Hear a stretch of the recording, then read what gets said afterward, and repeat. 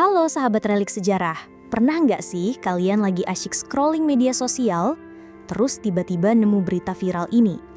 Tari Pendet diklaim Malaysia, atau batik mau diakui Malaysia. Langsung emosi kan? Rasanya kayak, kok bisa? Itu kan punya kita. Nah, drama klaim budaya antara Indonesia dan Malaysia ini udah sering banget terjadi, sampai-sampai jadi meme dan bahan perdebatan. Tapi, apa sih sebenarnya yang terjadi di balik semua ini? Apakah Malaysia benar-benar sengaja ingin mengambil budaya kita? Atau ada cerita yang lebih kompleks di baliknya? Hari ini, kita akan bongkar tuntas fakta sebenarnya.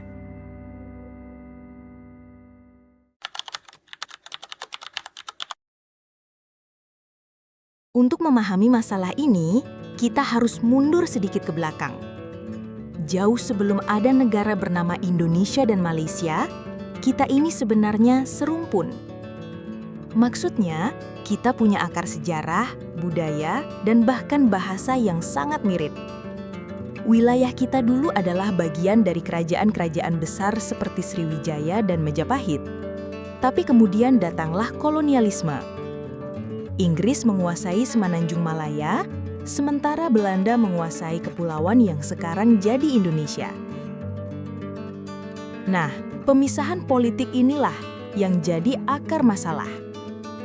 Kita punya satu budaya yang sama, tapi secara politik kita terbagi dua. Akibatnya banyak tradisi, seni dan bahasa yang berkembang di kedua wilayah dan akhirnya menimbulkan kebingungan dan konflik saat ini.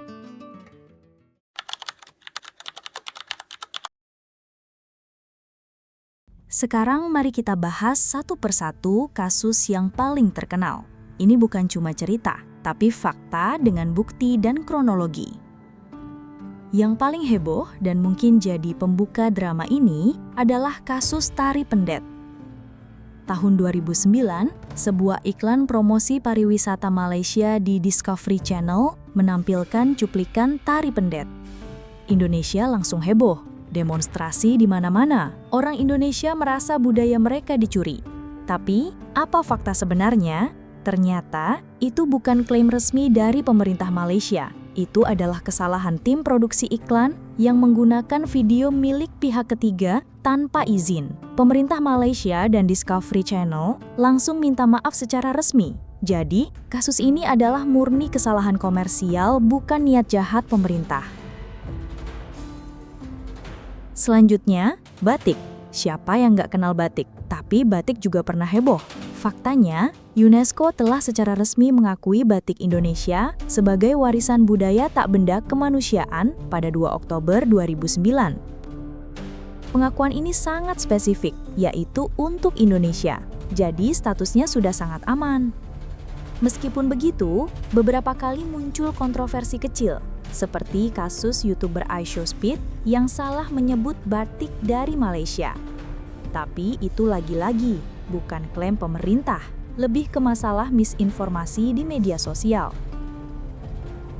Ini adalah dua kasus yang paling menarik karena melibatkan pendaftaran resmi ke UNESCO. Beberapa waktu lalu, sempat heboh kabar Malaysia akan mendaftarkan Reok Ponorogo. Tentu saja ini memicu protes keras dari Indonesia. Tapi Indonesia bergerak cepat. Hasilnya, pada 3 Desember 2024, Reok Ponorogo resmi diakui UNESCO sebagai warisan budaya tak benda dari Indonesia. Sebuah kemenangan besar bagi kita. Hal serupa terjadi pada pencaksilat. Bedanya, UNESCO mengakui pencaksilat sebagai warisan budaya Indonesia pada 2019. Dan di tahun yang sama, mereka juga mengakui silat sebagai warisan budaya Malaysia. Loh, kok bisa? Karena keduanya punya perbedaan. Versi Indonesia menekankan aspek spiritual, seni, dan pertunjukan. Sementara versi Malaysia lebih fokus pada seni bela diri. Artinya, UNESCO bisa mengakui dua entitas budaya yang mirip, tapi dengan identitas yang berbeda, dari dua negara yang berbeda pula. Kasus ini paling lucu dan paling menggigit. Dulu di acara MasterChef Inggris, seorang kontestan asal Malaysia dikritik karena masakannya tidak crispy. Penonton Indonesia dan Malaysia langsung heboh. Perdebatan soal rendang dari mana yang paling otentik pun pecah. Faktanya, rendang adalah makanan tradisional suku Minangkabau di Sumatera Barat. Namun, seiring waktu, rendang juga menyebar ke Semenanjung Malaya karena migrasi. Hasilnya, ada perbedaan versi. Rendang Minang lebih kering dan tahan lama, sementara rendang di Malaysia seringkali agak basah. Jadi, ini adalah contoh perdebatan tentang identitas dan variasi, bukan klaim kepemilikan.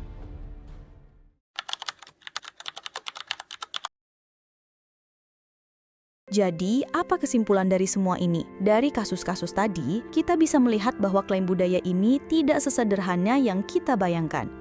Bukan selalu klaim pemerintah Malaysia, melainkan miskomunikasi, kesalahan komersial, atau perdebatan di tingkat publik. Akar masalah adalah sejarah yang sama. Karena kita dan Malaysia punya akar budaya dan sejarah yang sama, sangat wajar jika ada kemiripan. Jadi, tidak semua kemiripan itu adalah pencurian. Langkah proaktif Indonesia, kasus reog dan pencaksilat menunjukkan bahwa pemerintah Indonesia kini lebih proaktif dalam mendaftarkan warisan budaya kita ke UNESCO. Ini adalah cara paling efektif untuk melindungi dan mengakui budaya kita secara internasional. Pada akhirnya, budaya adalah milik kita bersama, milik bangsa Indonesia. Tugas kita bukan hanya marah-marah di media sosial, tapi juga melestarikan, mempelajari, dan bangga akan kekayaan budaya kita. Karena budaya adalah identitas kita, dan identitas itu nggak bisa dibeli, nggak bisa diklaim, apalagi dicuri. Kalau ada yang mau ditambahin, tulis di kolom komentar ya. Terima kasih udah nonton video ini sampai akhir. Sampai jumpa di video selanjutnya.